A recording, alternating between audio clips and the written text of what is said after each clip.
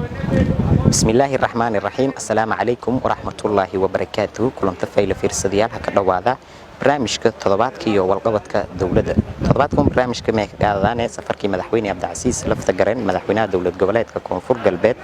oo ka saadi magaalada Muqdisho ee caasimada dalka wana tababarhan hiri cutub ku tirsan ciidanka booliiska gaarka ee dawlad goboleedka Koonfur Galbeed oo muddo libilood ee tababarka qaaday dugsiga tababarka ciidanka booliiska General Kaahiye ee magaalada Muqdisho ee caasimada dalka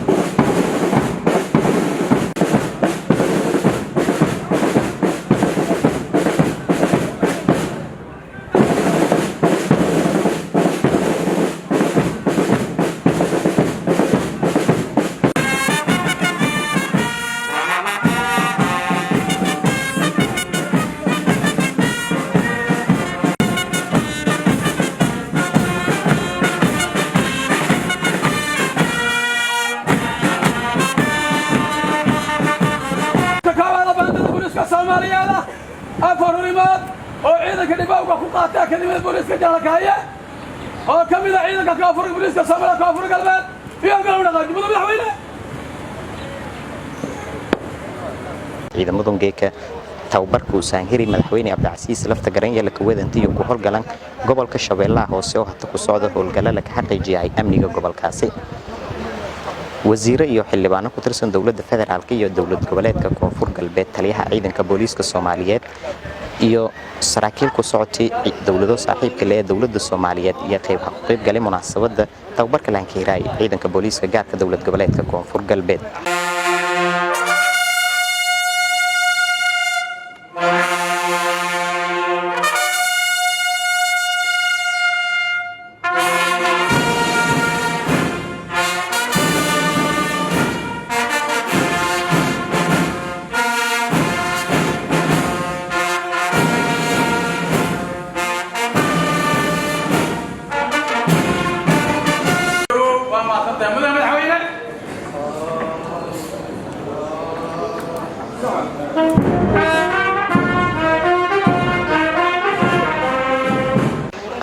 ciidamada nabad ilaalinta ururka Soomaaliya oo meelo ku hadalay maybayo sheekayna muhiimadda iyo in la tababarku ciidanka booliiska gaarka Koonfur Galbeed taliyu wuxuu soo dhaweeyay dhammaan marti sharafta ugu horeeyay madaxweynaha taliyaha ciidanka booliiska Soomaaliyeed wasiirada kale ee xukuumadda federaalka ee Soomaaliya xildhibaanada marti sharafta kale saraakiisha ciidanka booliiska ciidanka tababarka loo xiriyo iyo international community-ga caawiyo ciidanka booliiska Soomaaliya meesha fadhiya saasoo kale General Steve wuxuu ku daray waxyaabihii ay ciidankan waqtigii soo xaroodeen inta ay qaateen iyo inta ay ka kooban yihiin The spirited parade shows their pride in joining the Somali police force.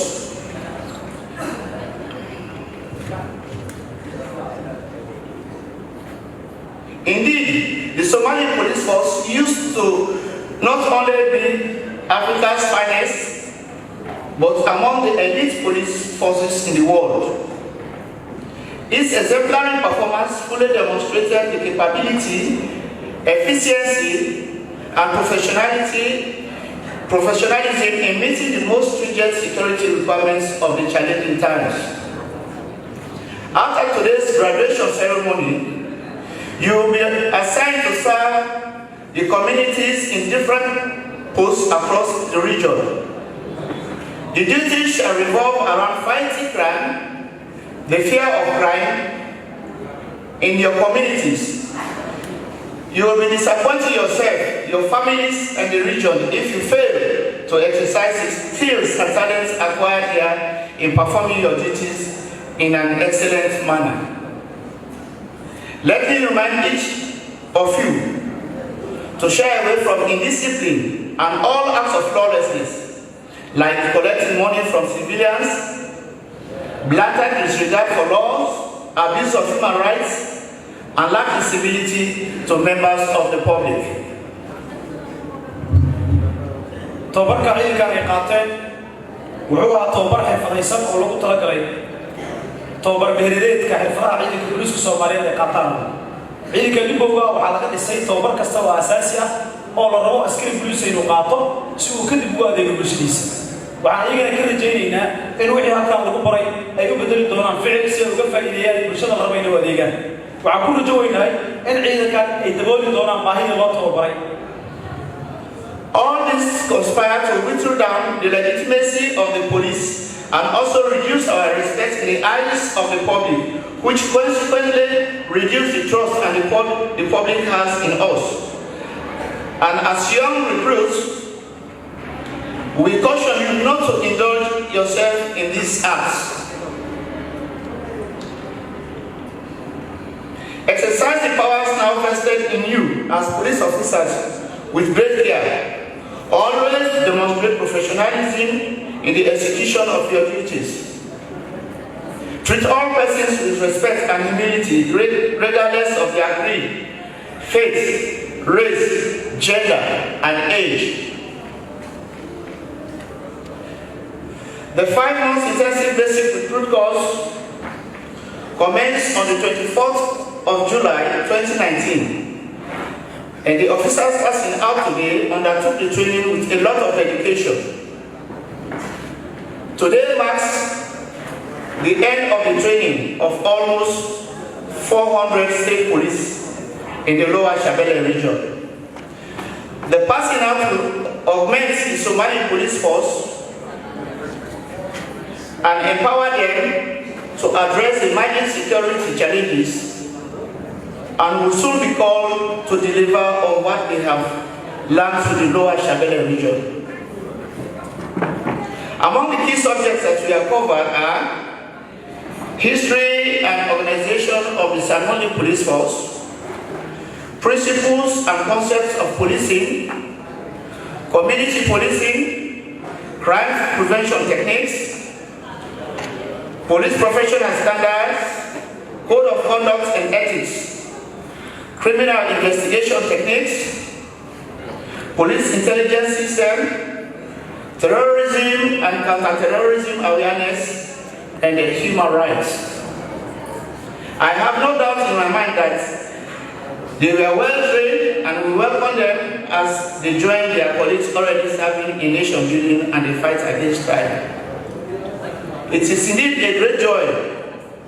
to be in a position to say how much I admire all of them for the wonderful completion of their training.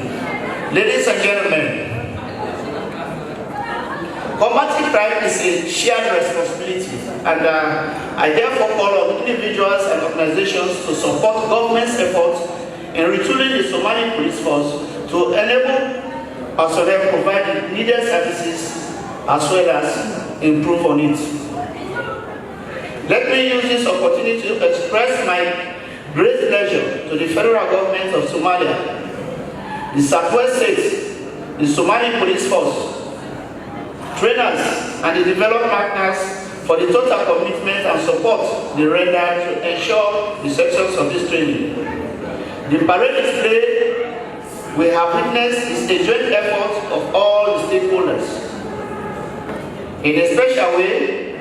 we are grateful to the Joint Police Project, JPP, Unsung Police Officers, DINASERF, the European Union, United Nations Office for Project Service, United Nations Support Services, European Union Capacity Building, Support for Somalia, ITA, and all other stakeholders for their tremendous support. As AMISOM Police, we look forward to continuous collaboration with other stakeholders in our endeavor to build various capacities and capabilities among the Somali states and the federal police force officers. With those few remarks, I wish you all good health, a fulfilling career, with a bright future and happiness in your families. Wassalam.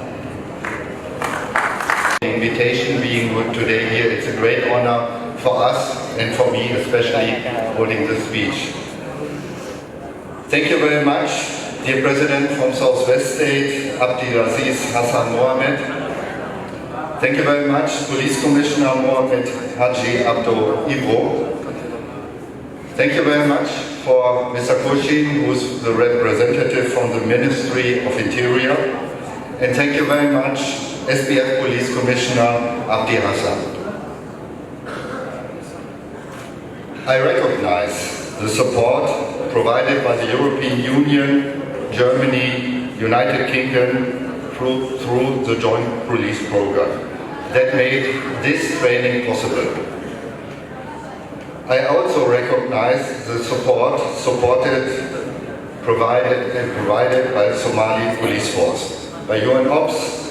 and by, for sure, by Amazon Police. The United Nations is proud to have also supported this initiative of the training, the 5 months training of you Southwest police officers. It gives me a great pleasure to be here today, and I congratulate each of the police officers that are graduating today. You should be proud of your achievement. And I can tell you, I started in the police in the age of 16, now I'm 57, so 41 years in the police. I started on the same level as you did, and you had the chance to achieve much, much more. Your career as a police officer has taken a crucial step by completing this training. Now, the tough work begins with your deployment. I have faith in each of one that you will perform well as a role of a police officer in a professional, accountable and admirable manner. Policing in Somalia, and you know it very well, is a tough job. It requires commitment, dedication, and a lot of other skills. Especially when we think about what has happened yesterday in Mogadishu. There were also police officers killed, and a lot of people in Mogadishu killed. Unexpected attack. This is part of your job when you're going to be deployed to Lower Jebel. You know it. You know it because you are coming from the area, and we all of us wish you great luck. You helped each other to get through this training for 5 months. You must also, when you are going to be deployed, carry that spirit being a member of the police team in your operational duties when you are deployed to your area in Lower Jebel. Make sure that during your career as a police officer, whatever you will be, a senior, junior officer, that part of your job is going to be to take hard decisions. Never forget the principles of legality, necessity, and proportionality. These are essential skills for a police officer. And what is very important, police officers are members of the community. You will be member of the community of the village. And you must dedicate yourself to serving and protecting the community you are deployed to, your village, your town, your area. Engage with your community. Involve your local community in identifying local crime problems. And what is very important, involve them with coming up for solutions, to have them on board. This will make your work just easier.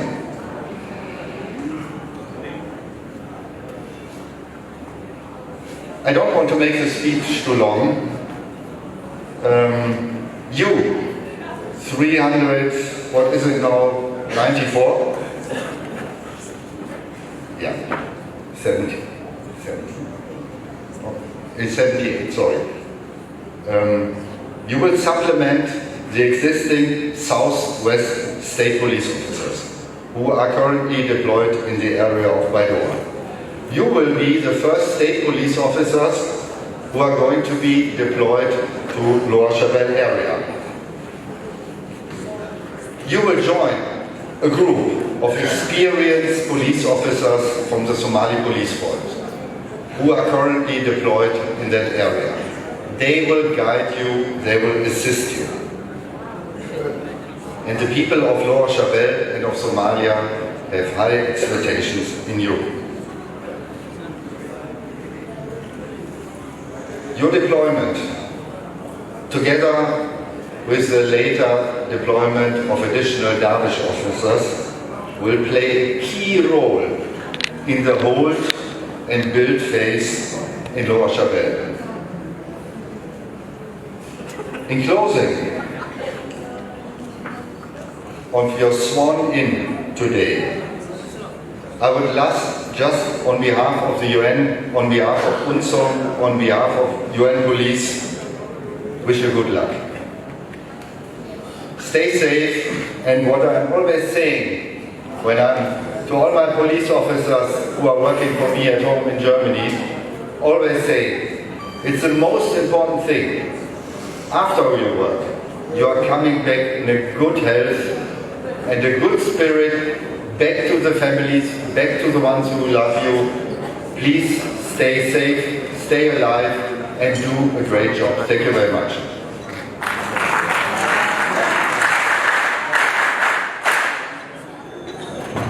qaar ku mid ah macallimiinta dugsiga tababarka ciidanka booliiska General Kaahiye oo dhanijo goobta ku hadalay may bayo ku sheekayeen taariikhdii la hageli ciidamada booliiska gaarka koonfur galbeed intii heerkun hadiran iyo waliba si iyo hayti akhlaaqdii muddada tababarka u soo socday mayniyo amaanin antii ciidanku hayeen ciidankii dugsigu xamari wanahan kale ay lahayti iyo hayeen waxaan jeclahay maanta inay booliiska hortiin ay fadhiyaan 385 ciidan واسو صبرتي وحبرشنا أساسية basic police basic education or skills إذا صبرتي دمان وحيابا أساسي هو إذا البوليس الصومالية أدي على هذه تاتكنا شروع هذا يبدأ قال عدد عشرة إقامة وعقبة نرصق وبطلي مدن دعوية مدن تلي حركة قاب الصومالي من الكون حركة حق قاب الصومالي بروسيس الكونتلو شرعي حركة قابته شرعي حركة إذا بوليس الصومالية بوليس لو and regulation حركة نبكليدا ودولي كترافق لو حركة نبكليدا كود general security لو حركة إلى منطقة عشورها برشانة هوكا استعمالك هوكا فاي arms use كودكانك سوبن أرمى الإسلام كا حقوق الأدنى أيوم راكز community policing باليس التنبيه هي استعمال كبواكتا سلكيدا how to use police station focus and also crime investigation فهمك وحيابات الحق AAD concept إكيداتين ودينين دالك يدينتا مدن مدحوينا مدن تلي مدد وحبرشده وعي سقطي او تبرك قفر تصدق بشي لحد لا هو نسال تونكي الا يماتو اسغال باتنك بشا ديسمبر 2019 waxay ku dhaqantahay 6 bilood iyo maalmo sidoo kale saacadaha waxbarashada ciidankan galaaska ku qaateen bilahan galaaska waxay qaateen 4 bilood iyo 12 cisho maalmaha ay qaateen waxa weeye 144 maalmood ساعات يفضل وسدد بقول إجراء يفضل وسدد بقول لعن أفر ما ذكرت وحي قاتل لعن يلا ساعدون لعن يلا ساعدون ما دوم قاتل ما دوم توم قاتل أفر توم ما دوم مركز لقنا يبغى تبرك أفر تن يسمع الشغل waxbarashada taagtiga gaardiga jamacsiga iyo waxyaabaha kale ee dugsiga mataqaana ka socda akademiga iyo jamciyinka totalka aan kor soo sheegay mataqaana gaas qaataan mudane madaxweyne iyo mudane madaxweyne taliye iyo dhammaan wasiirada iyo xildhibaanada sharafta leh halka waqtiga fadhiya waxaan rabaa inaan halka ugu mahadceliyo macallimiinteena ciidanka booliiska oo runtii si geesinimo leh qurax badan xilkasnimo leh ugu dhabar adeegayna dhalinyarada hortiina fadhida quraxda badan la adinka aad maanta maqaata ka tihiin inay soo kurtaba jiraan ay wanaajiyaan ayna keenaan meel maanta qaranka soomaaliyeed iyo maamul goboleedka soomaaliyeed ee koonfurta badda ay ku faani karaan waxaan leeyahay macallimiinta hambalyo aad baa umahadsan tihiin qarankiina idin biloobayo taariikhdaana idin qori doonto waa mahadsantihiin halkiina kasii wada taliya waxaan rabaa halkan inaan si gaar ugu mahadceliyo mudane madaxweyne mudane taliya dhammaan intii gacan ka geysta tababarada ciidanka booliiska soomaaliyeed oo halkan fadhiyo hadday tahay international community haddii tahay dowladda iyo maamul goboleedyada gacanta naga siiya arrimaha ciidanka booliiska dhammaan waxaan leeyahay waa mahadsantihiin aniga hadal badan halkan uma soo istaagan waxaa fadhiya taliyahayga marka waxaan leeyahay taliye intaas waxaan ku soo koobayaa waa intii yareed ee aan aftiiminayay waxay qaateen ardada muddadii halka ay ku jireen waxaan aad iyo aad ugu raacsanahay taliyaha akademiyada akhlaaq wanaagga iyo sharafka iyo dulqaadka ay muujiyeen dhalinyaradii laga soo xeleeyey maamulka koonfur galbeed haqiiqadii waxay ahayd wax tusaale oo wanaagsan iyada oo ay liidineed ay jirtay problemo fara badan oo mataqaana challenge ay jireen haddana marnaba dhinaca ma dhigin soomaalinimadooda iyo wanaagooda iyo sharafkooda ayay dhoogteen wayna astureen dhammaan ummadda soomaaliyeed waa mahadsantihiin وجنة الفردوس كورابيو أنا كنا سكر شغل الله نفذنين إن شاء الله تعالى كمان يدجل ثورنا هوله ضد الصومالي وضعنا كمان يدجل ثورنا إن شاء الله تعالى عدو لنا يستدعي يدجل ثورنا مركب ضبيس أنت صدق الجذب أنا خطبة الرومان استاجي مركب وريعان وهذا مجمع أكاديمية ciidanka booliiska Soomaaliyeed ee General Kaahiye waxaan idin leeyahay gacmo fara ku soo dhawaada mudan madaxweyne midab taliye ciidanka halkan ku jira waxay dhameysteen tababarkii loo qorsheeyay muddadii loo 6 bilood hadda ay ku jireen tababarka dhammaanba waxay idin faahfaahin doonaa saacadihii iyo casharadii ay qaateen hoggaanka qorshaha iyo tababarada ciidanka booliiska Soomaaliyeed waxaan rabaa inaan u mahadnaqo marka koowaad macallimiintii iyo saraakiishii ciidankaas muddadaasi gacanta ku soo hayay maantana soo gaarsiiyey heerka iyagoo dhinac walba ka dhamaystiran waxaan leeyahay waa mahadsantihiin sidoo kale waxaan rabaa inaan u mahadceliyo iyaga naftarkooda oo muujiyey sabar iyo dhabar adeeg muddadii halkaan ay joogeen akademiyadana ay ku joogeen akhlaaq wanaagsan iyo dulqaad runtii waxay ahaayeen sidoo kale waxaan rabaa inaan mahadceliyo taliyaha ciidanka booliiska Soomaaliyeed oo runtii asagana soo garab istaagay akademiyada dhammaan inta ka shaqaysanay oo nin walba meel uu kaga aadanaa akademiyaduna looma kala harin maantana waxaan taaganahay heer aan ku faano ilaahayna waxaan ka baryaynaa insha Allah dadkaas dhalinyarada in ay noqdaan kuwii taliyaha ciidanka booliiska dawladda federaalka Soomaaliyeed oo siinayay ku hadalay ma isoo ku sheekayay ciidanku iyo qorshaanku degsan dawladda federaalka Soomaaliyeed howlgelintiyo maynu si tilmaamay intii ciidanku booliiska ku howlgala doono gobolka Shabeellada Hoose la kuwada anti iyo qayb ku nagadan xaqiijinta amniga gobolka aruurteeda iyaguna ku jiraan salaanta waxa sharaf noo ah haddaanu nahay ciidanka booliiska Soomaaliyeed inaad madaxweyne adiga iyo wafdigaad hogaaminaysa tirada badan ee ka mid yihiin hadda ilaa waan maleeyaa maamulka gobolka Shabeellaha Hoose gobornatooreeda inaad idinku soo dhaweyno xerada ama akademiyada General Kaahiye oo tababarkan oo muddo 5 bilood ku dhow socday loogu tababaray ciidanka booliiska ee maamulka gobolka koonfur galbeed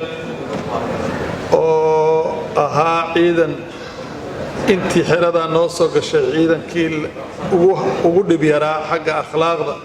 iyo tababarka iyo barnaamijka intaba inaad nagala soo qayb gasho maanta xafladooda aad iyo aad baan ugu faraxsannahay waa farxad weyn qofka markuu intuu hawl galo muxuu ahaa uu ka gobgaaro oo maalinta uu shahaadadaas qaadanayo ay muxuu ahaa uu xusuusanayo wuxuu soo baro miraheedii inuu gunto maalintan xidigta horraysa qaatay oo sidaanoo kale laygu xiray waxaa farxad ii ahaa in la ii beddelay magaalada xudur ee gobolka maamulka koonfur galbeed oo aan shaqo ka bilaabay muddo 2 sano ah iyo dheeraad waa gobolka aan ku guursaday markaana sarkaala marka waa iga duwan yahay gobollada intooda kale sida xildhibaanka shaqaale saaxiibka uu sheegay aniga nafteeda farxad bay ii tahay inaan tababarka anigoo generaalka ciidanka booliiska ugu sarreeya aan u xiro ciidan ka soo jeeda maamul goboleedkaas sharaf bayna noo tahay inta haddaan ka gudbo ciidanka booliiska Soomaaliyeed wuxuu hadda marayaa marxalad la yiraaho dib u habayn ama reform dib u habaynta ciidanka lagu sameynayaa maxay tahay ciidanka waxa lagu sameynayaa isla xisaabtan dhaba oo la rabo in la ogaado askari waliba mushaharka uu qaatay inuu helo lacagta loogu talagalayna inay si daahfuran oo booliisku leeyahay ee dowladda federaalku siiso qof walba meeshiisa ku gaadho iyo wixii loogu talagalay waad ka warqabtaan askar walba mushaharkiisa meel buu ugu soo dhacaa waxaa la mid ah raashinkooda waxaa la mid ah gaadiidka kulli in laga dhigo meel daahfuran oo maamulkaas cid walba uu arkayo electronic noqon doona ayaa transformationkaas uu ciidanka ku jira waxaa kaloo ciidanka laga bedelayaa qaabka maamulka u shaqeeyaan qaabkay u shaqeeyaan waxaa la rabaa askari walba oo saldhig jooga saaka wuxuu qabtay iyo meeshuu ku sugan yahay in lala socdo ma dhici doonto in qofku yidhaaho aniga saldhigga waxaan ka tirsanahay degmadaas ee taliyaanahay 70 qofood baa ila shaqeeya saaka waa yimaadeen cabaar bay meesha joogeen shaqo saasii ma jirin waana kala tageen waxaa lagu xisaabtamayaa qof walba saacad walba meeshuu joogay iyo wuxuu qabto si mushahar xalaala uu helo shaqo xalaalana uu qabto maxaa yaraanaya 10 qofood meeshay ka shaqayn lahayd in 70 qofood ayaan looga baahnayn oo marka ciidanka iyo shaqadu waxtarkiisu ay soo baxdo xaggaasna waa laga sameeyay waa laga bedelayaa transformationka waxa ka mid ah ama dib u habeynta waxa ka mid ah in ciidanka saraakiisha aqoonta leh oo ka soo bixi kara loo dhiibo colalka madaxa bannaan hogaamada iyo wixii la mid ah siyaasadaas oo dhab ah oo degsan oo qorshaysan baa haddaanu booliiska nahay noo qorshaysan oo aan rabnaa sanadkan horaantiisa inaanu fulino waxaa noo qorshaysan inaanu ciidanka booliiska sidii caadadu ahaan jirtay hadba tabarta aanu hayno amarka dowladda madaxweynaha farmaajo uu ka madax yahay iyo xasan cali khayre iyo gudoomiye baarlamaan instructionkeena siiyaan waxaa ka mid ah in booliiska danyarta guryo loo dhiso iyadoo loogu bilaabayo si tartiib haddii ilaahay yidhaaho waxaa noo qorshaysan sanada kan in ay caafimaad helaan annaga dhakhaatiir iyo cusbitaalka ugu weyn magaaladan booliiska iska leh in askarta iyo xaaskadkooda ay helaan daawooyin iyo muxuu ahaa daawo fariye ah siyaasaddaasna iyaduna waa degsan tahay waxaa la mid ah tacliinta iskuulaadkii waad ogaatay hadda sidii burburku u dhacay iskuulaadkii dowladdu iskuulaadkii shacabka dalka maanta jira lacag bay noqdeen in booliiska askartooda macallimiin loo helo oo annagu aanu iskuulaadkooda ama dowladdu ha ka bixiso ama ay tacliin lacag la'aana helaan boolistigaasaa degsan iyadaana ku shaqayn doonnaa insha allahu tacaala si buliisku uu u noqdo buliis taabagala oo tababaran oo waxgaranaya waxaa muxuu ahaa maanta dadku ku xisaabtamaya waxa weeye marxaladdii shalay aanu joognay maanta ma joogno shalayto buliiska markii dalku burburay kabashaa lagu jiray maalinba inbaa ku kordhaysay maalinba waxbaa lagu kordhinayay maanta waxaan filayaa inaannu soo gaarnay mid aannu ku xisaabtanno ciidanka buliiska inuu howlgalgeli karo hawshaasna sidii loogu talagalay iyo qorshihii loogu talagalay waxaan la qorshayn oon la miisaamin oo aan la sii diyaarinna hadhow waxay noqonayaan waxaan taabagelaynin waxaan jeclaan lahaa intaanan ka bixin inaan halka mahad uga soo jeediyo dhammaan international community-ga nagala qayb qaatay fulinta haddana nagala soo qayb galay muxuu ahaa xiritaanka ugu horeeyo police commissionerka amisom iyo UN bol iyo qolada kale la socota dhammaantood iyo kaab aad iyo aad baa uga mahad celinaynaa gacan qabashaday naga gacan qabteen kala soo qaybgalkeen nagala soo qayb galaan waxaan rabnaa oo kale inaan u mahad celiyo saraakiisha ciidanka booliiska oo taliya-xigeenka ugu horeeya nala jooga iyo inta ka soo horeysa gaar ahaan taliyaha dugsiga iyo kusimihii taliyaha oo muddo badan sii hayay ciidankan oo gacanta ku sii hayay macallimiinta ka qayb qaadatay wax sahlan ma aha tababar adag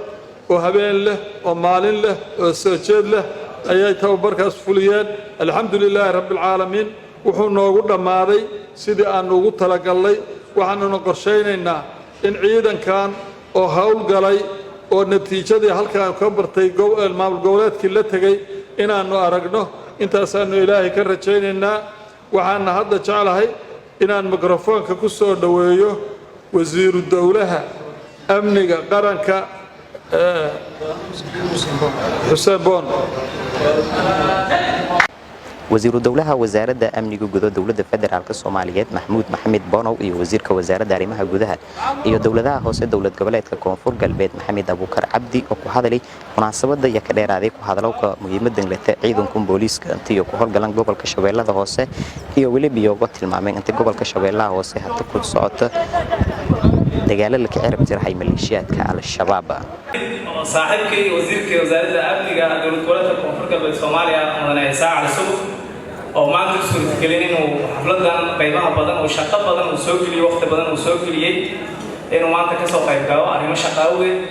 isaga ku metelaya marka waxaan leenahay insha Allah markuu ugu horeyso xarama inaan u hambaliyayno ciidanka cusub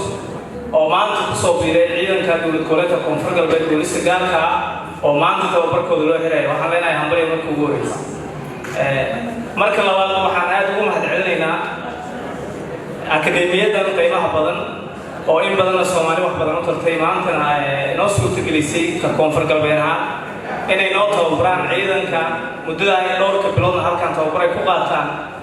suurtageliyay in maanta amniga gobolka Shabeellaha Hoose ciidankan wax ka qaban doona akademiyada taliyaha iyo ku-xigeenadeedu waxaan leenahay aad baad u mahadsantihiin sidoo kale waxaan aad u jeclahay inaan wax celino macallimiintii waqtiga badan geliyay iyaga soo dulqaad badan noo sameeyay oo ciidanka soo saaray waxaan leenahay aad baad u mahadsantihiin sidoo kale waxaan jeclahay inaan wax celino saaxiibadayna naga taageeray oo ay ka mid yihiin midowga Yurub amisom dhammaan way badan yihiin oo saaxiibada international communities-ka taageerada ka geystay sidii loo heli lahaa ciidan dhalinyaro ah oo tababar wanaagsan la siiyay aan rajaynayno inay wax badan ka bedeli doonaan wajigu maanta uu leeyahay gobolka Shabeellaha Hoose marka waxaan leenahay saaxiibadaas oo mahadsantihiin waxaan idin ka rajaynaynaa waxay tahay inay tan bilow ay tahay aan ku ekeeninta aad sii wadi doontaan sidoo kale waxaan mahad celinaynaa howlwadeennadii wasaaradda amniga oo halkaan qaar ay ka joogaan iyaga naftooda waqti badan geliyay iyaguna waxaan leenahay waad mahadsantihiin dowlad goboleedka Koonfur Galbeed muhiimad gaar ah ay u tahay in maanta dib u habeynta lagu wada ciidanka dowlad goboleedka Koonfur Galbeed Soomaaliyeed aad ogtihiin muddooyinkii ugu dambeeyay in madaxweynaha booqashooyin uu ku maray dhammaan degmooyinka lana dardargeliyay sidii ciidanka dib u habeyn ballaaran loogu sameyn lahaa taa oo loola jeedo macnaheeda sidii guud ahaan amniga dowlad goboleedka Koonfur Galbeed wax loogu bedeli lahaa sidaad wada ogtihiin gobolka shabeellada hoose waxaan aaminsanahay ciidankii ugu horreeyay dowlad goboleedka koonfur galbeed oo ciidan gaar ah oo boolis ah oo deegaanka ka soo jeedo dad deegaanka kala garanaya nimanka cadowga geedaha ay ku dhuumanayaan iyo godadka ay galaan iyo gubada wax ka cunaan iyo beeraha ay ku dhuntaan garanayo in maanta loo tababaray ay diyaar u yihiin markay dib ugu laabtaan gobolkaasi aan aaminsanahay in nimanka cadowga ahaa meelo badan ay ku dhuuman karaan ay jaaris u heli kareen sababtoo ah dhalinyarada halkaa maanta tababarka loogu xidhayo waa dhalinyaradii beeraha ka soo jeeday deegaanadaad ka soo jeeday waan aaminsanahay siday iyagu u kala gargaranayaan meelaha ay ku dhuntaan inay u garanayaan sida loo ammaanay dhalinyarada tababarka wanaagsan iyo asluubtii akhlaaqda halkan ay ku joogeen waxaan aaminsanahay mid la mid ah shaqada ay qaban doonaan in loogu ammaani doono shaqadoodana ay noqon doonto mid bulshada iyo shacabka gobolka shabeellada hoose ee cadowga ugu qabtaan ayna ku nasan doonaan insha allah waxaan aaminsanahay dhalinyarada waxaa idin tababaray gobolka ugu qanisan soomaaliya gobol haysta bad beer iyo xoolo iyo dad isku haysta oo resourceski mise wax kasta oo gobol mise deegaan muhiim u ahaan laha haysta keliya waxaana si daran noqotay inuu noqdo meelaha ugu amniga daran ee soomaaliya laakiin waxaan aaminsanahay ciidan horena way ka shaqeeyeen oo dadaal badan baa la geliyey waxaan aaminsanahay markaa idinka dib ugu noqotaan deegaanadeennii tuulooyinkii iyo degmooyinkii aad ku noqotaan shaqada aad ka qaban doontaan inay wax badan ay iska bedelaan deegaanadaas ayna noqon sida ay maanta yihiin waxaa idin sugayeen waa walaalihiin waa hooyooyinkiini waa aabbiyaashiin aad u jeedaan sida waxyaabaha dhacay nimanka adowga ay samaynayaan aad u jeedeen shalay wax ka dhacay wasaaradda amniga dowlad goboleedka koonfur galbeed soomaaliya anigoo maxaa magaceeda ku hadlayaan waxaan aaminsanahay wasaaraddu dadaal badan bay gelin doontaa way gelisay sidaad u heli leedeen mushaaraadkiina oo la ii sheegay inay bilaaban doonaan waxay january ka bilowday mushaaraadkiina inay hagaajin doonaan rugihii aad degi lahaydeen in la dhisi doono qaaraan la dayactiri doono ciidamo badan kalena tababar la siin doono oo dib idinkaga soo biiri doono wasaaradda xaquuqaadka aad ku leedihiin waqti badan bay gelin doontaa insha allahu tacaala aan aaminsanahay inay kasoo bixi doonto laakiin ay waajib tahay inaad idinkuna aad kasoo baxdaan waajibaadka laydinka rabo waxaan sidoo kale aan rabnaa ka codsanaynaa dadka deegaanada iyo maamulka degmada iyo degmooyinka iyo gobolka shabeellada hoose iyo guud ahaan dadka siyaasiyiinta oo xildhibaanada halkan jooga ay ka mid yihiin in lala shaqeeyo ciidankan oo dadka deegaanada la wacyigeliyo ay gacmaha isqabsadaan sababtoo ah ciidanka keligiis ma suurtagelin karo ilaa amni iyo nabadgelyo u keeno haddaanan nala shaqayn oo la shaqaynin ee shacabka halkaa degan maamulada wasaaradda arrimaha gudaha Soomaaliya waxaan ku abraynaa insha Allah inay si wanaagsan ula shaqeeyaan ciidankan aan rajaynayno in ay wax badan oo maanta ka jira ay ka kaabi doonaan maamulada naftooda dhibaato badan ay haysatay sababtoo ah caqabad baa laga haysatay markii maamul la magacaabo ciidankii booliska la shaqeyn lahaa lama haynin dhammaan deegaanada hadda la xoreeyay oo ciidanka oo militariga danab ay xoreeyeen maalin walba wayna soo wacaan waxay leeyihiin meesha markaan xoreyno uma hayna ciidankii booliska shacabka la macaamili lahaa marka waxaan leenahay maanta ciidankii waa diyaar maamuladii iyo ciidanka booliska oo gacmaha ishaysteen inay wax badan ka bedeli doonaan koonfur galbeed waxay higsanaysaa inay amni ugu soo celiyo waddankan si guud ahaan koonfur galbeed aan aaminsanahay haddii shabeellada hoose amnigeedu soo noqdo oo noqdo gobol amni ah wax saasaarkii lagu ogaado dib u soo noqdo in Soomaaliya ay wax badan ay iska bedeli doonaan aad baa u mahadsantihiin halkan waxaa la joogo halkan fadhiyo waa madaxweynahaygii maaminsan intaan ka badan inaan hadli doono waxaan aad ugu mahadcelinaynaa qof kasta oo gacan ka geystay in ciidankan tayada wanaagsan oo quruxda badan maanta la soo saaro oo ugu horeeyaan taliyaha ciidanka booliska Soomaaliyeed iyo taliyayaasha iyo saraakiisha dhammaan waxaan leenahay aad baa u mahadsantihiin waxaan rajaynaynaa waxaan isku leenahay waa intaan in ka badan wada siin doonaa sidoo kale waxaan mar labaad iyo mar saddexaad u mahadcelinaynaa cid kastoo gacan naga siisay in ciidankan maanta tababarka loo dhameeyo xuquuqaadkooda ay helaan tababarana la siiyo dhammaan oo hay'adaha iyo ururada caalamiga iyo dowladahaba oo halkan ay nagala joogaan in badan oo ka mid ah waxaan leenahay aad baad u mahadsantihiin ciidanka waxaan idinku hambalyeynaa inaad tihiin ciidankii ugu horreeyay oo booliska gaarka koonfur galbeed ah gobolkan uu yeelanahay aan rajayn doono inay wax badan isku bedeli doonaan asalaamu calaykum waraxmatullahi wabarakaatu أنا خلدنين مركي تبرك لوفرة لح بلاد كار علي مدحونا الشعب وستان كفرني وحن هايان دلنيرة آد وير وأنا حتى شكي عن كتابي أنا كتب حكران ليش ما أنت وحن كي دلنيرة لو آمن كرو ودن كنا يهين ayagana asxaana loo sameeyey asxaankii loo sameeyay la rabaa inay soo gudaan oo saaxiibadood oo dugsiga la dhigan jiray oo iskoolka la dhigan jiray oo ummadda wali dhibayso inay naga qabtaan ayaan rajaynayaa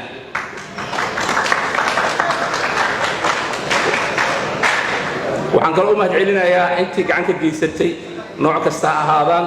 oo tababarkaaniito ama kuwa gudaha joogo biliiska ama kuwa bannaanka nooga yimid saaxiibadeen international community aad iyo aad ayaan u mahadsan yihiin haddii ayaga ahayn maanta meeshaan iskuma imaan lahayn midda kale markii la fiirsho dhalinyarada la qalday aan dhihi kara aniga ma dhihi karo wax kale annaga aan dhalnay nala dhashay guryaheena joogo wiilasheenna dhibka ay dadka ku haayaan kuwii naga celin lahaa ama ka hortegi lahaa ama dhinac kasta waa kuwa hadda noo bilowday kuwa kalena waa rajaynaynaa inay noo imaadaan aan ku nasanno aan ku jiifanno waxaa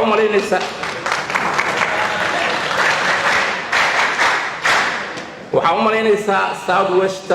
dhibka ugu weyn Soomaaliya ayagu haystaa waxa ay haystana waa dadkoodii gobollada kale markay aragtid iyo degmooyinka kale waa la isu socdaa annagana heer waxaan gaarnay 50 kilomitir diyaarad inaan ku tagno 26 kilomitir afgoyn aan tagi laanahay waxaan haystana dad gobollo kale nooga soo duulay ma aha waxaan xasuustaa markuu jiilaalka dheeraado gobollada ugu badan oo wax la geeni jiray mucaawanada waxay ahayd gobolladeenna xataa markii ay dadka ka dhargaan masagada xoolaha la siin jiray maanta dadkii ala waxay cunaan waxa u diidayana annaga dhexdeena la isaysanno marka waxaan rajaynayaa kale in ummadda aan xabad keliya lagu dirino hataa wacyigelin la geliyo waxaa la yaabanahay adduunka qof hadduu xukun rabo waa inuu dhaqaalaysto shacabkiisa laakiin in maanta maska madaxa laga dilaalayay wax garadkiisii ama baadiyaha jooga ama magaalaha jooga dilaayo hadduu xukun qabsado yuu xukumi doonaa marka aniga uma malaynaya inay xukun u socdaan other business ay u socdaan waa maafiyadii talyaaniga waa maafiyadii oo Amerika joogto kale marka dadka la khaldayna waxaan ka rajaynayaa inay khalad ka soo noqdaan halkan ku dheeraada ma ahan waxaan ku soo dhaweynayaa madaxweynaha South West madaxweyne Cabdicasiis oo markii hore tababarka noo furay haddana inuu noo xiro aan diyaar u nahay waa wada salaamantihiin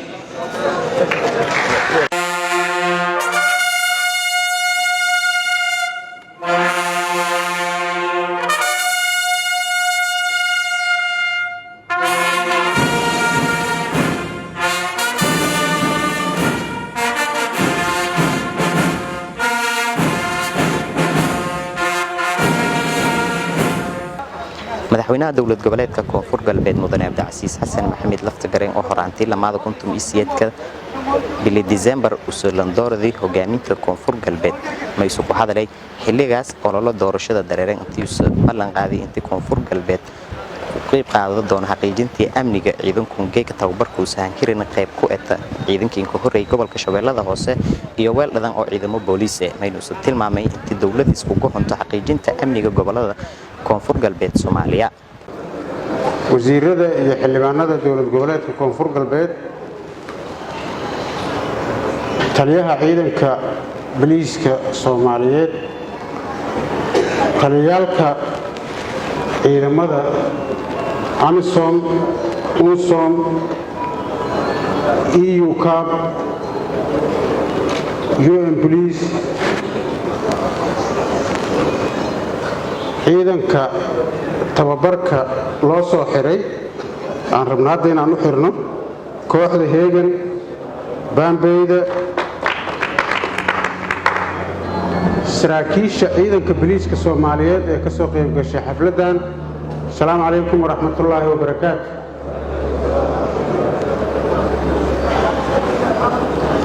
runtii maanta ay taariikhdu tahay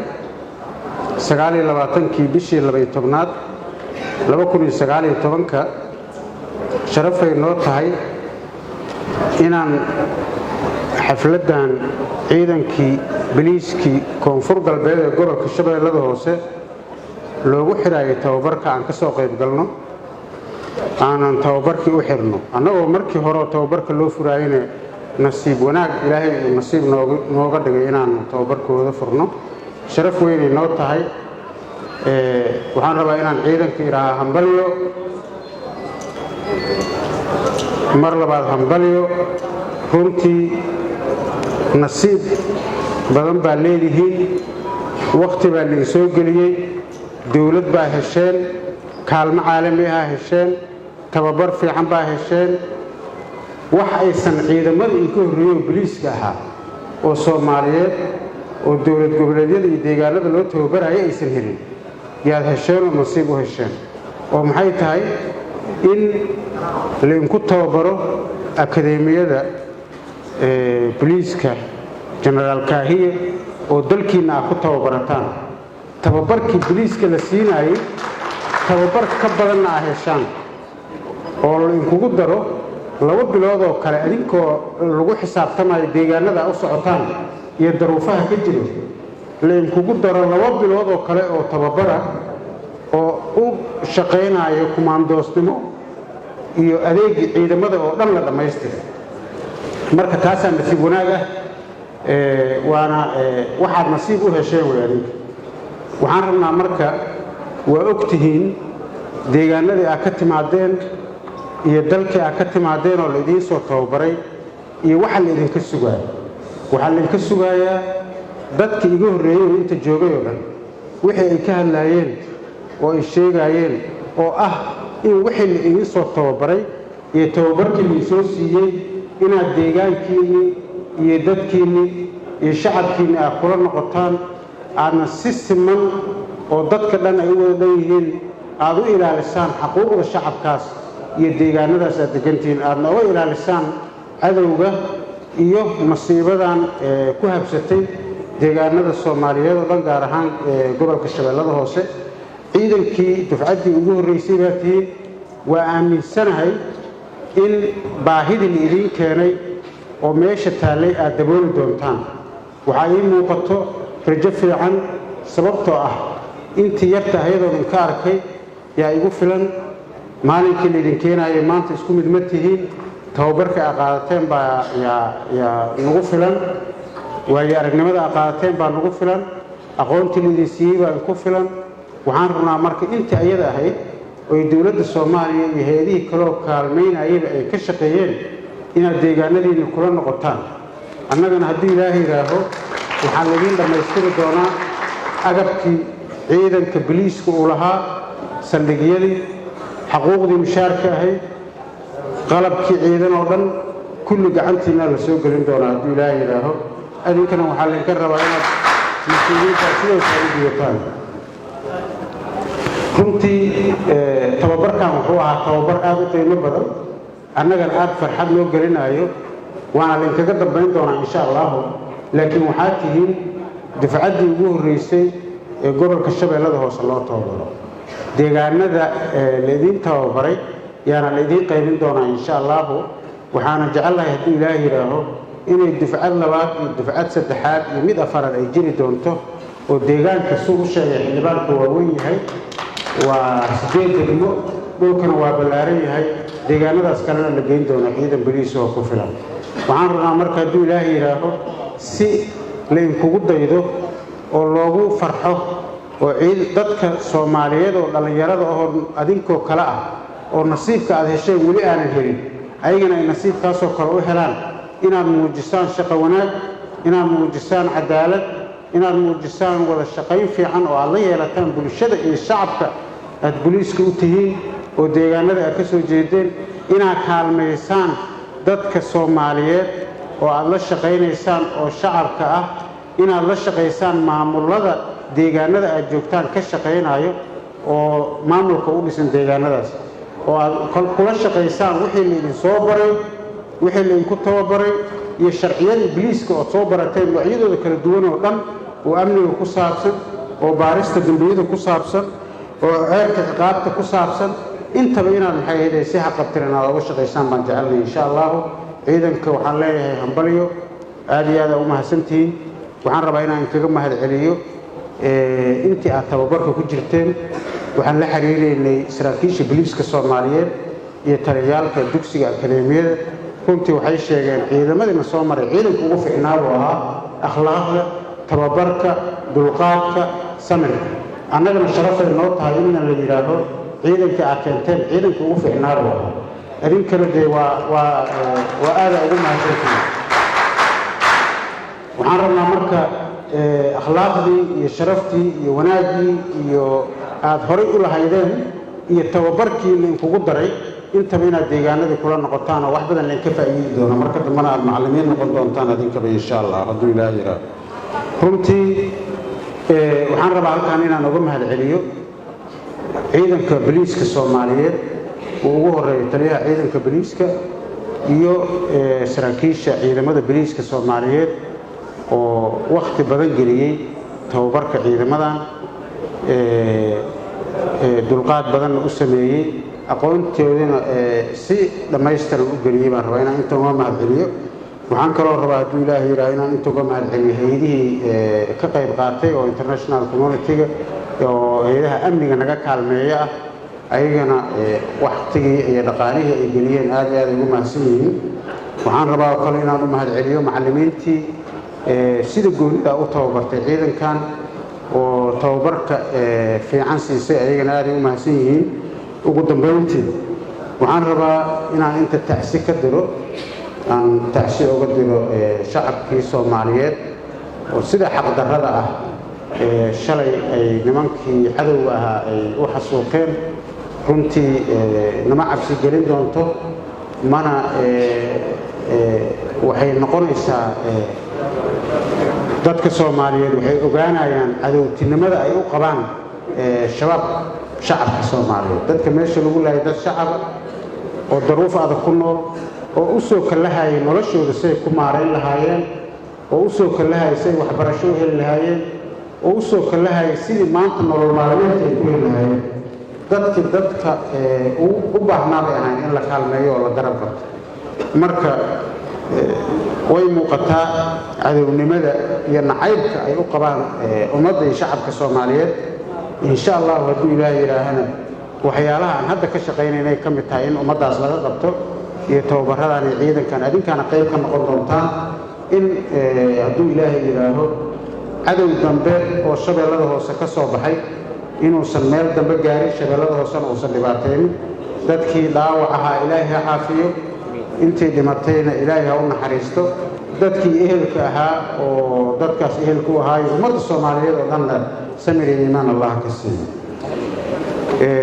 mudanayaal iyo marwooyin aad iyo aada u mahadsantihiin waa noo xiran yahay tababarkii ciidankii boliiskii koonfur galbeed gobolka shabeellada hoose kuliyadda akadeemiyada hadda ku qalinjabiyey aad iyo aada u mahadsantihiin guutaantaanka gabagabeeyana barnaamijka toddobaadka iyo walqabadka dowladda toddobaadkan barnaamijka masiinku kooyay magaalada muqdisho ee caasimadda dalka anoo faysal maxamed isaan la socodsiiyay anta ku kan lamida ku kulmaan sidaas iyo nabadgelyo